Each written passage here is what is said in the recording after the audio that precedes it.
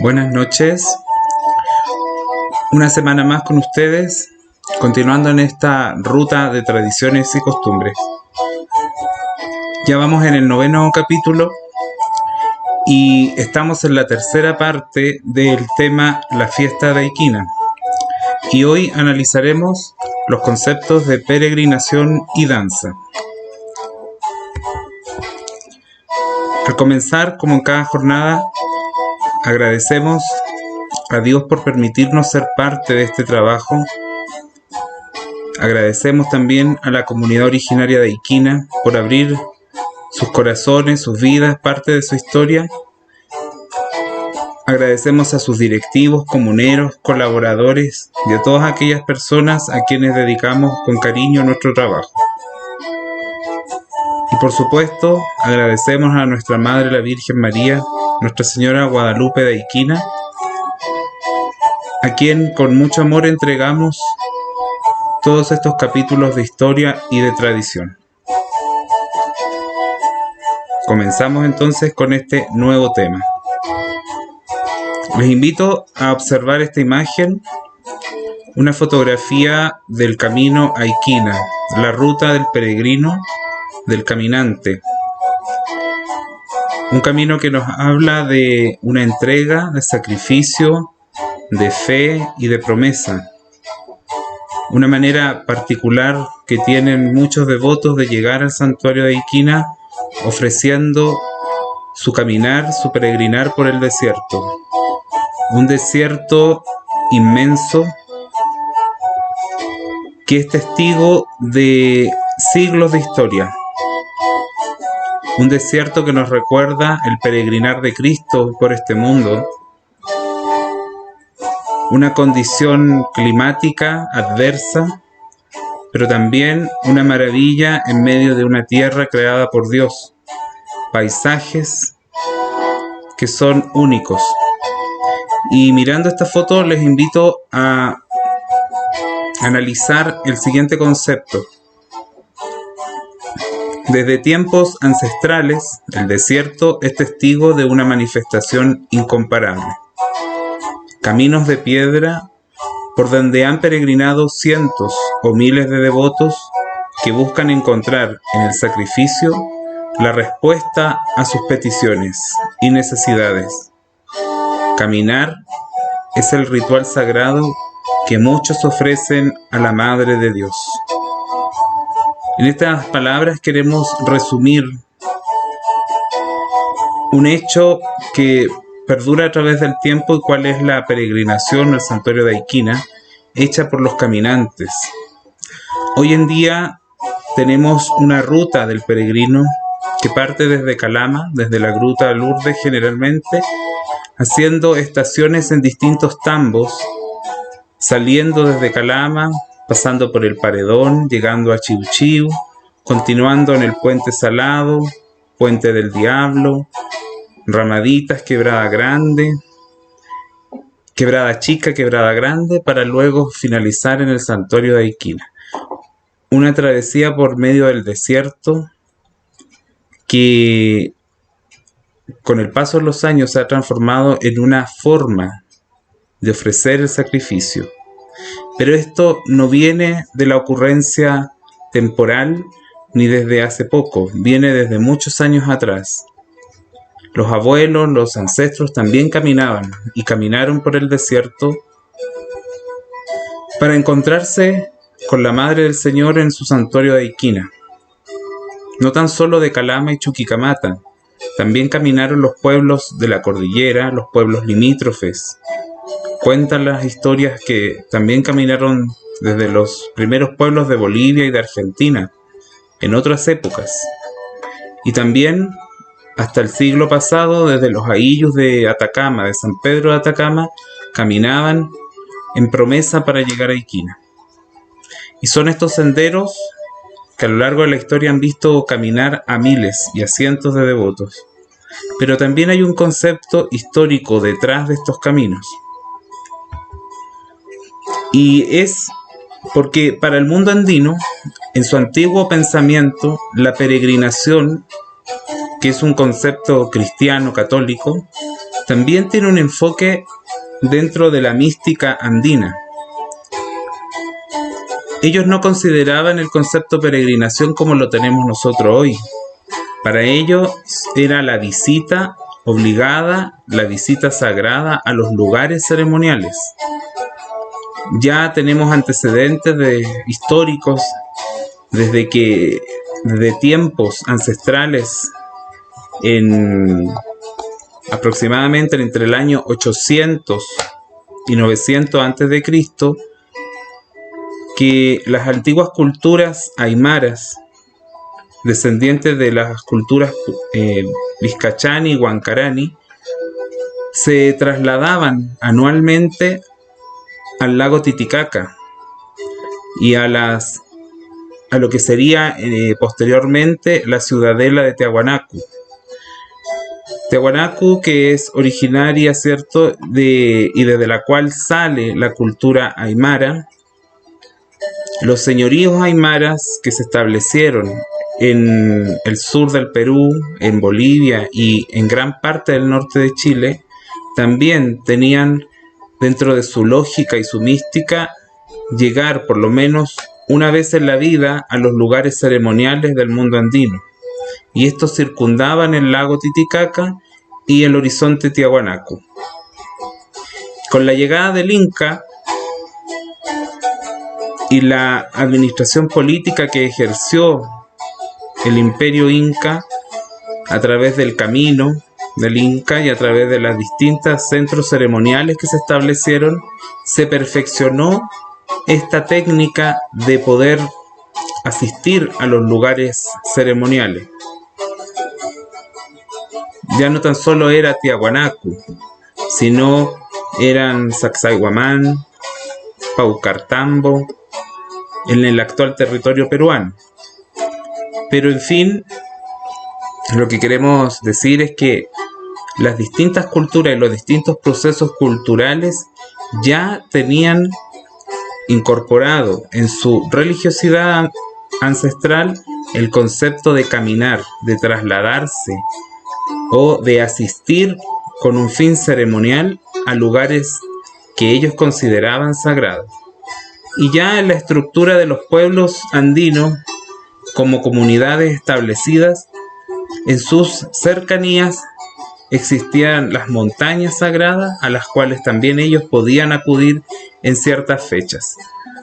Tal es el caso, por ejemplo, que se vive hoy en muchas comunidades del altiplano, la visita que se hace a los cerros ceremoniales para los cambios de mando de autoridades originarias o con motivo de la fiesta del Inti Raymi el 21 de junio.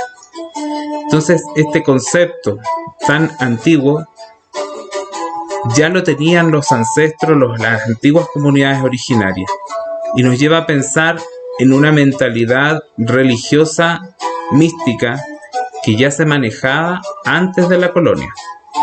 Es en el proceso colonial donde se integran la religiosidad, la evangelización y llega de alguna manera con el paso del tiempo el concepto de peregrinación a los lugares sagrados. Ya no son los sitios ceremoniales, ya no son solamente las montañas y las apachetas o las huacas, que eran los centros ceremoniales cósmicos del mundo andino. A través del tiempo la iglesia, ¿cierto?, y en la época colonial, lo sabemos por la historia, y trajo consigo una serie de reglas y de ordenamiento del mundo andino de aquella época. Surge el concepto de la extirpación de idolatrías, lo cual para una sociedad indígena establecida en América, y especialmente en nuestro altiplano, costó mucho asumir esta nueva reglamentación o este nuevo orden de vida, en el cual todo se centraba en el régimen establecido por España, y en el cual la Iglesia cumplió un papel muy importante. El concepto de extirpación de idolatrías en América fue una tragedia grande para el mundo andino, para los pueblos originarios. Solo después del 1600, a fines del 1600, y a mediados, coincidiendo con un proceso revolucionario indígena, son las congregaciones nuevas, agustinos, capuchinos, franciscanos, que llegan a América y que se van dispersando por distintos puntos, incluyendo el espacio actual del mundo andino. Son ellos los que vienen a equilibrar de alguna manera esta dicotomía y al mismo tiempo ese sentimiento contradictorio de tragedia, de dolor y de aprendizaje en el mundo andino. Son las congregaciones religiosas, los misioneros, que vienen a equilibrar un poco esta tragedia que ocurre en el mundo andino de extirpar su creencia para imponer una nueva fe. Fue un proceso largo de sufrimiento por ambas partes, pero que sin duda también trajo un crecimiento en lo espiritual. Por otro lado, un deterioro y un quiebre total en la estructura originaria de los pueblos.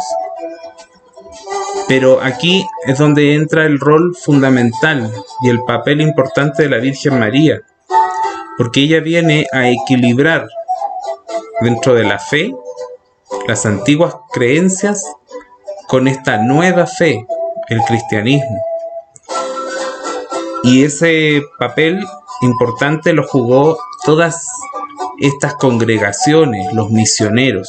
Destacamos a uno, por ejemplo, a Fray Diego de Ocaña, quien se estableció en Potosí después de haber llegado a Ecuador, se establece posterior en Perú y llega a Potosí en el año 1610, y es el que difunde o el que propaga el culto a la Virgen Morena de Guadalupe, la Guadalupe española de Extremadura, y que de alguna manera también toma influencia en todo nuestro territorio andino de Alto Loa. Recordemos que en aquel entonces, en el siglo XVI, este territorio pertenecía a Charcas, a Potosí y a la región actual de Sucre. Por lo tanto, es importante el papel que juega la Iglesia Católica de aquella época a través de los misioneros, no así del militar español, sino más bien de los misioneros, quienes van evangelizando y van haciendo este mestizaje, produciendo este proceso de mestizaje en la fe, y en donde la Virgen María cumple un papel fundamental.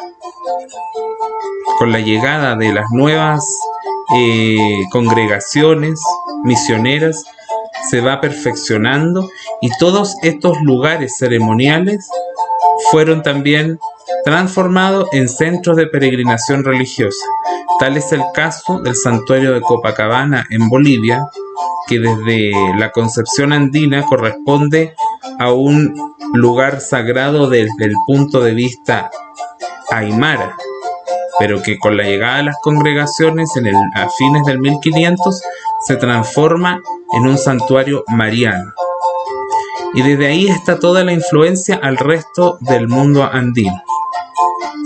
Y obviamente nuestro norte chileno y nuestra región de Antofagasta en su espacio andino no estuvo ajena a todos estos fenómenos y a todas estas situaciones culturales y religiosas que fueron ocurriendo en el siglo XVI y XVII. Dentro del concepto de religiosidad y tradición colonial, ¿cierto? Para poder entender cómo el andino originario va asumiendo las nuevas doctrinas, el concepto de peregrinación que hemos ido mencionando, que ellos ya lo traían incorporado desde sus creencias, pero que ahora es una peregrinación religiosa, nosotros tenemos que tomar en cuenta algunos archivos coloniales que se encuentran en las bibliotecas de Potosí, ¿cierto?, en Bolivia. Lo que les decía anteriormente sobre Fray Diego de Ocaña, quien difunde el culto a Guadalupe, a la Virgen Morena de Guadalupe, no la Virgen Guadalupe mexicana, sino la Virgen Guadalupe española de Extremadura.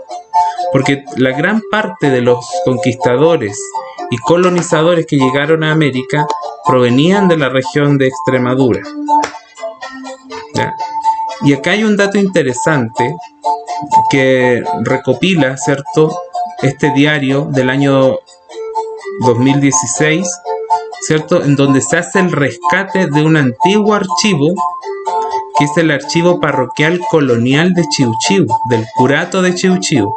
Este libro, que se llama el libro de varias hojas, que se empezó a escribir a fines del 1500 y principios del 1600, y que conlleva 400 años de historia, porque es en este archivo donde se registran los bautismos, las defunciones, matrimonios y sacramentos que se brindaron a toda la región andina de Atacama la Grande y Atacama la Baja, ¿ya?, que es actual territorio de San Pedro de Atacama y la región de Altoloa y Chiu Chiu. Y este es un libro que estuvo extraviado por mucho tiempo. Estuvo a inicios de 1900 estuvo en Calama un tiempo, después volvió a Chiu Chiu y se llevó a la catedral de Antofagasta, en donde permaneció oculto en una bóveda, y actualmente se está restaurando en el laboratorio de la Universidad de Antofagasta. Y este dato es muy importante porque este libro recoge muchos archivos de las antiguas de las antiguas capillas pertenecientes a la parroquia Chiu Chiu. En capítulos anteriores hemos puesto como datos históricos de los años de fundación de las antiguas capillas, y justamente es en este libro donde se registran esos datos.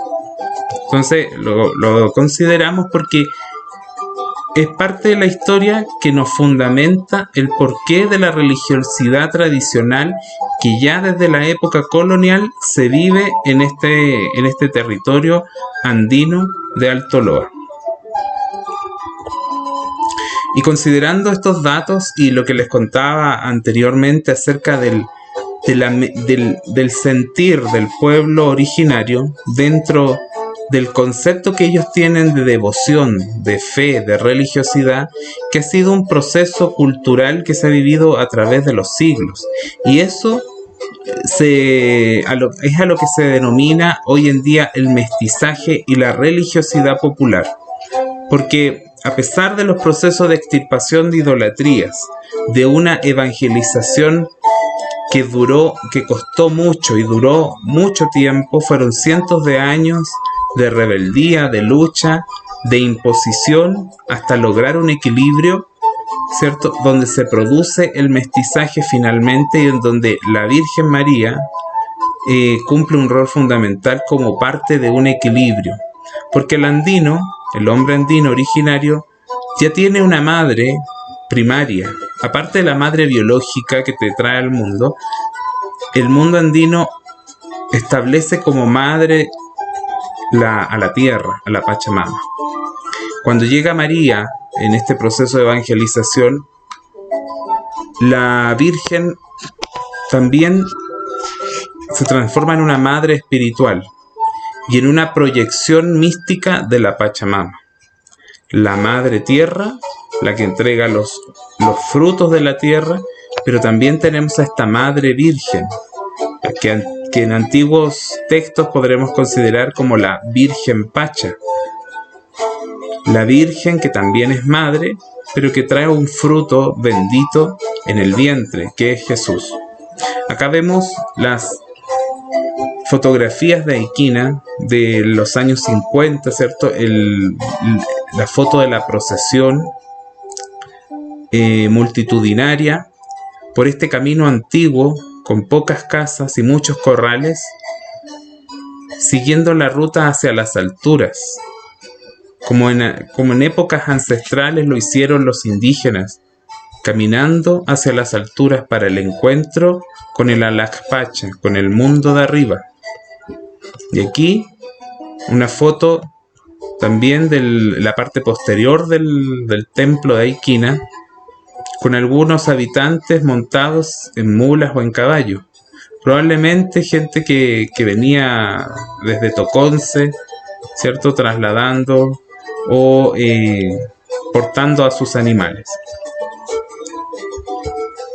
Y este mestizaje da pie al concepto de religiosidad popular, un concepto que se va acuñando entre los años 60 y 70. Tenemos que decir que la Iglesia Católica abre sus puertas a las expresiones culturales, pero por mucho tiempo la Iglesia fue reticente al concepto de fiesta desde la perspectiva andina, porque era considerada una manifestación pagana, ¿ya? Porque la festividad en el mundo andino incluye elementos que para la Iglesia colonial y también la Iglesia republicana no constituían elementos dignos de la religión. Para la festividad, desde el concepto andino, está el compartir, el brindar, el festejar y el celebrar por varios días.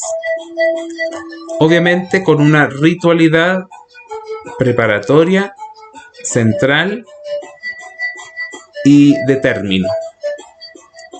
En cambio, la religión nos planteaba desde lo colonial un centro en cual todo gira en torno al culto religioso. Después de tiempos de inculturación y de incorporación de ambas prácticas, se logra una integridad. Y es en la década de los 60-70 que aparece el término de religiosidad popular, porque antes la Iglesia no aceptaba las manifestaciones musicales, folclóricas o culturales. Todo eso era desde la iglesia, desde la puerta del templo hacia afuera. Pero desde el templo hacia adentro, todo debía ser ceremonial religioso. Fueron muchos años para que ocurriera una integración de ambas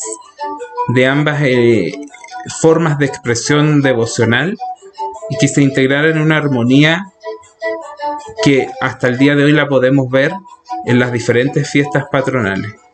De ahí surge muchas veces la teoría de que frente al templo o en las afueras de los templos se crearan calvarios. ¿Para qué?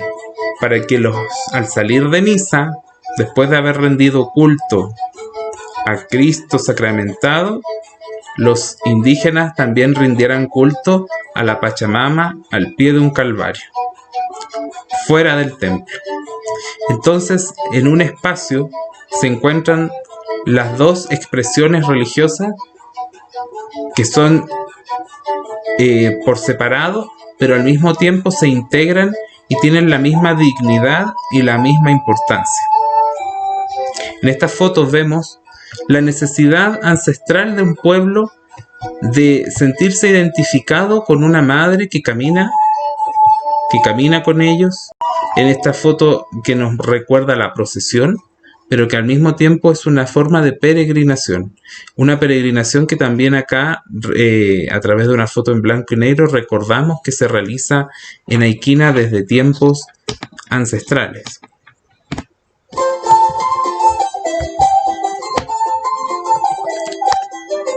Y como lo dice el título, la peregrinación hasta nuestros días. Si bien en tiempos precoloniales los aymaras, los antiguos señoríos indígenas con la llegada del Inca y la estructuración de las comunidades, debían rendir culto a las montañas, acercarse en caravana o en caminatas de largos días para rendir culto a sus deidades. En la colonia se inculca la evangelización y la nueva fe, y vemos que el resultado de ambas concepciones se manifiesta en las diferentes fiestas patronales. Y aquí vemos dos esquemas de imágenes, ¿cierto? En donde se encuentra en la imagen superior las peregrinaciones que se realizaban a Iquina en la década de los 50, 60 y desde antes, en donde vemos la presencia de devotos que llegaban en distintos medios de transporte, camiones, citronetas. La idea era llegar a saludar a la Virgen, como fuera. Antiguamente se dice también que hasta cierto punto se llegaba en vehículo y desde ese lugar hasta Iquina en carretas. Acá vemos una foto de un peregrino, ¿cierto?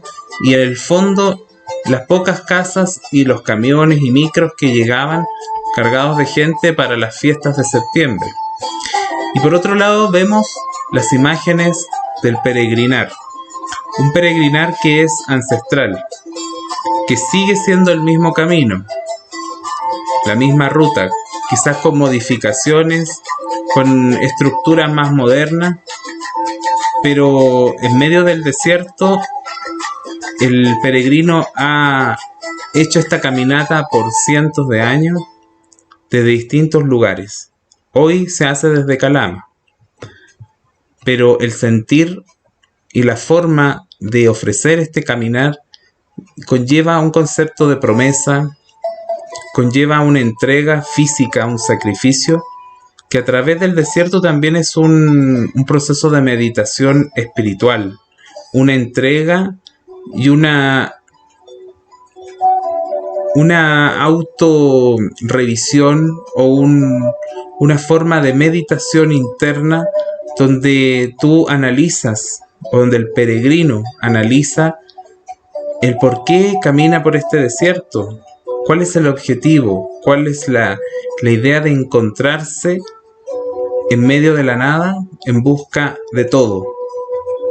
Caminamos por el desierto para encontrarnos con la Madre del Señor y nos preguntamos qué tiene esta Madre que nos lleva a recorrer tantos kilómetros por medio del desierto. Y la respuesta claramente está en el corazón de cada peregrino. Hay una promesa, hay una demostración de fe, hay un sacrificio o quizás un desafío autoimpuesto. Distintas son las razones para llegar a Iquina caminando, pero una sola va a ser la inspiración, la Virgen Guadalupe y el misterio que nos une a la fe de seguir cada año esta tradición desde tiempos ancestrales para llegar a su santuario. Y todo este proceso de manifestación viva de un pueblo devoto nos muestra que la peregrinación, danza y un pueblo en fiesta. Lo hemos dicho en anteriores ocasiones. Para que se produzca una fiesta tiene que haber un proceso festivo, un tiempo, un momento y una preparación. Dentro de esta preparación van a haber tradiciones, rituales, el centro mismo de la fiesta, y es ahí donde se manifiesta la danza y todo el pueblo está de fiesta. En la mentalidad andina, el mundo de arriba, el mundo terrestre y el subterráneo se abren para mostrar al mundo que se celebra, que es el día de fiesta. La fiesta en Iquina, en septiembre, nos recuerda la natividad de María, el cumpleaños de nuestra Virgen Guadalupe de Iquina. Por lo tanto, la peregrinación y la danza son elementos importantes. No es tan solo el caminante que es peregrino. Todo aquel que se traslada al punto sagrado, al lugar sagrado, en este caso el pueblo de Aiquina, es un peregrino. Un peregrino que en diferentes medios de transporte o caminando ofrece su visita y sus honores a la Madre del Señor. La danza es otro ejemplo de manifestación de fe. Es una promesa, una entrega. Al danzar se entrega una oración cantada y danzada. Y todo esto armoniza al pueblo y le entrega un carácter de fiesta.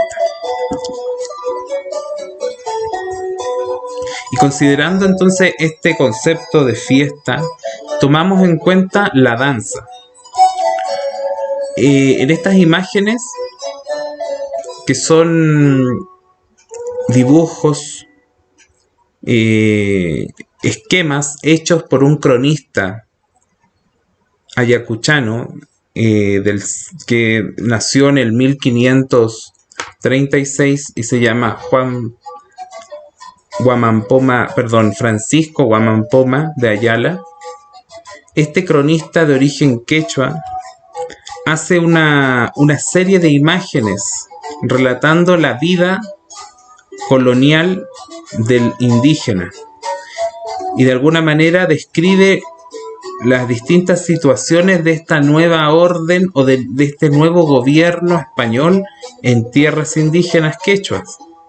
Y en la cotidianidad del mundo andino, Guamampoma de Ayala la traspasa al dibujo, haciendo esquemas de toda la realidad y de todos los momentos. Y acá destaca, ¿cierto?, las distintas formas ceremoniales de danza, de expresiones físicas correspondientes a festividades que en cada ciclo del año, ¿cierto?, se van dando en el mundo indígena.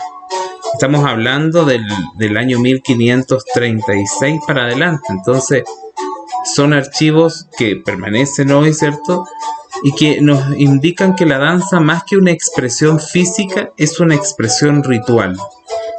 El hombre desde sus inicios ha expresado sus diferentes sensaciones, emociones a través de la expresión corporal. Y la danza, para las diferentes culturas, se constituye en un elemento ceremonial. No se baila por querer bailar o solamente porque estoy contento. La danza tiene una expresión en un momento determinado y quiere representar algo. Por ejemplo, en febrero se danza para agradecer las cosechas o para pedir las lluvias, y por lo tanto se van a utilizar ciertos instrumentos, ciertos ritmos y ciertas vestimentas. Por lo tanto, en época seca o en época de frío, los sonidos van a ser diferentes, las danzas van a ser otras y el sentido de la danza va a ser diferente. Nosotros, si nos fijamos con detenimiento en las danzas patronales, en las fiestas patronales, vamos a ver distintas danzas que son consideradas folclóricas y otras que son de carácter ritual originario, como también vamos a ver danzas que son creadas con el paso del tiempo. Pero en la gran mayoría de las danzas son pegadas al suelo, son de arrastre, de trote. El trote, la cacharpaya, el huayno es pegado al suelo, levantando la tierra. ¿Por qué? Porque nos relaciona al concepto antiguo de estar preparando el suelo para la siembra, de soltar la piedra para poder arar el campo. Entonces, todas las danzas tienen que ver con el momento, con la tierra, y son bajo el sol. Las expresiones culturales siempre son bajo el sol. En la noche tiene que haber algo que alumbre, el fuego. Y ahí nacen las luminarias. Entonces, todas las danzas tienen un concepto, más que una expresión física, una expresión ritual. Y dentro del contexto andino, ¿cierto? La danza tiene que tener una música. Y desde tiempos ancestrales se nos habla de la música originaria. La música originaria, que es el sonido de los instrumentos nativos, el bombo, la quena, la zampoña, que en su origen quizás fueron instrumentos precarios, utilizados, ¿cierto? Utilizando elementos de los mismos animales, los huesos, los cueros, y así se fue estilizando de a poco para llegar a lo que es hoy un instrumento de origen autóctono. Las bandas y la música ya más especializada en bronces vinieron después, incluso después de las guerras. Se habla de que influyó mucho el tema militar para la creación de bandas, las cuales los pueblos originarios, aquellos indígenas que ingresaron a la milicia, pudieron aprender a tocar un instrumento de bronce, pero conservaron la melodía de sus danzas o de sus músicas originarias. Y ahí surgen de a poco las bandas de bronce. Pero en el origen, en el inicio, la música originaria era con instrumentos nativos. Y en estas fotos vemos las pinturas rupestres que nos hablan de la cotidianidad de los indígenas, que son pinturas que tienen más de 1000 años, y que en el caso de la pintura superior que vemos ahí rectangular corresponde a la pintura del alero de Aiquina, donde se ven las llamas y vicuñas arreadas por un pastor. Esta otra imagen de un cacique ceremonial o un pastor con atuendos se ubica en la quebrada de Ojopache.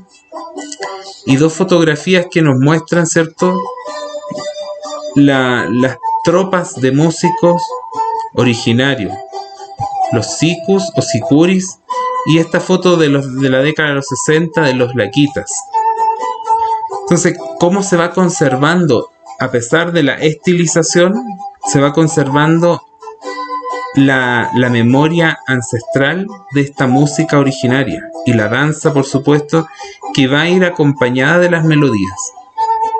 Recordemos que en el santuario de Aiquina, según los relatos, las primeras músicas que se bailaban eran a través de sicus, que tocaban de noche y de día en las fiestas patronales.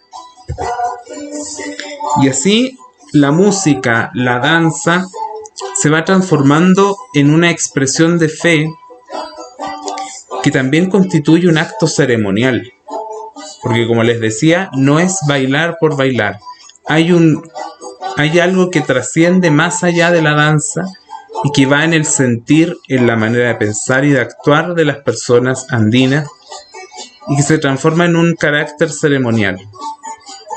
Aquí tenemos fotos, ¿cierto?, de fiestas ceremoniales, como es el caso del carnaval, en el cual hay una danza específica, una vestimenta y un motivo por el cual danzar, bailar y festejar.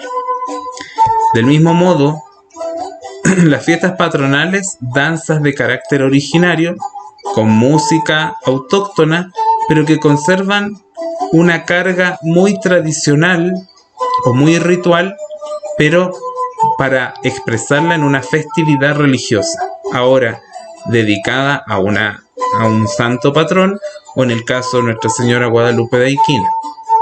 Y aquí, cómo se complementa el equilibrio entre la parte litúrgica a través de la procesión con una parte festiva que es la danza. Y eso es lo que vemos hoy en las fiestas patronales, específicamente en la fiesta de Nuestra Señora Guadalupe de Aiquina, donde cada año repetimos y vivimos momentos que no son al azar, sino que son tradiciones ancestrales que vienen de generación en generación, y que tienen una fuerte carga ritual, pero que tienen una forma de ser. No es una ocurrencia que un año hagamos esto, otro año hagamos esto otro. No, tienen una secuencia lógica en el tiempo y cargadas de una expresión de fe profunda. Y aquí vemos cómo va surgiendo también dentro de la danza el concepto de la promesa. Ya no es tan solo la peregrinación de ir y ofrecer un sacrificio, una dádiva o una ofrenda, sino que también junto a la música, la danza se transforma en ofrenda. Existe un concepto dentro de la religiosidad popular que dice: el que ora, ora una vez; el que ora y canta, ora 2 veces; y el que baila, ora 3 veces. Porque está entregando el sacrificio físico de una danza. Aquí vemos imágenes antiguas de la década de los 50 del pueblo de Aiquina, incluso pocas casas y animales en los costados cercanos a los cerros. Pero ya vemos la influencia de una carga ceremonial ya más mestiza. Ya la figura de los diablos de tipo colonial, ya probablemente con una carga, una fuerte influencia boliviana, ¿ya? Y que se va perpetuando y va permaneciendo hasta nuestros días. Y aquí, como en las fiestas patronales de Aiquina, las antiguas tropas de laquitas o de música originaria van a saludar a la Virgen en sus fiestas. El marco musical festivo. Una foto muy importante del baile llamero. Fue extraída esta foto del Centro Cultural Calama Costumbrista, y el baile llamero en la década de los 50. Un baile que actualmente no participa en organización de la fiesta o como participantes danzantes, pero que por muchos años permanecía, ¿cierto? Y asistía a muchas fiestas patronales, y Aiquina, una entre ellas, también participaban en San Pedro de Atacama, en Conchi. Y esta foto de la década de los 50 nos muestra la participación del baile llamero. Y este concepto de danza y promesa nos va mostrando y nos vamos quedando ya con estas últimas imágenes que corresponden a las agrupaciones ya establecidas. Recordemos que a través del proceso de colonización se van creando pequeñas cofradías cuando ya se establecen las parroquias. Cofradías que se dedican al culto y a la religiosidad. Cofradías conformadas por originarios, también con gente mestiza, pero que con el tiempo ya no tan solo incluyen el culto religioso, sino una manifestación festiva. Después aparecen los conjuntos de danza, que en un origen basándose en la cultura andina, fueron considerados también paganos en un tiempo. Después, con el paso del tiempo, estos conjuntos de baile son considerados bailes religiosos para ser incluidos o incorporados en el culto religioso actual de nuestra iglesia. Y es así como van surgiendo estos grupos o estos conjuntos de bailes religiosos. Aquí tenemos la foto del baile chino del año 50 y una foto más actual, cómo a través del tiempo han permanecido cumpliendo esta promesa de fe y devoción a la Virgen como manifestación festiva. A través de la danza ofrecen un sacrificio para obtener la bendición o para agradecer favores. De la misma forma, fotos del baile gitano. en los años 60 y ya en la época actual. Cómo han mantenido en el tiempo, ¿cierto? Su promesa, su permanencia en la festividad aiquina. Solamente hemos destacado algunas fotos de los antiguos bailes religiosos, que son muchos, pero nos quedamos con estas imágenes de algunos de los bailes más antiguos. El baile chuncho, fundado en el año 1942. ¿Ya? Una foto antigua y una perspectiva actual. Quizás más adelante vamos a ir mostrando fotos de otros bailes, el baile hindú, gitanos, otros bailes que ya no están, muchos que son antiguos, las diabladas, y por supuesto con el paso de los años la incorporación de nuevos conjuntos que han ido realzando este concepto de fiesta, de danza y de devoción. Bueno, al terminar agradecemos una jornada más y esperamos encontrarnos la próxima semana con un interesante tema que nos ayude a acercarnos más desde la mirada andina, desde las tradiciones y costumbres, a nuestra festividad, a la festividad de Nuestra Señora Guadalupe de Aiquina. Muchas gracias.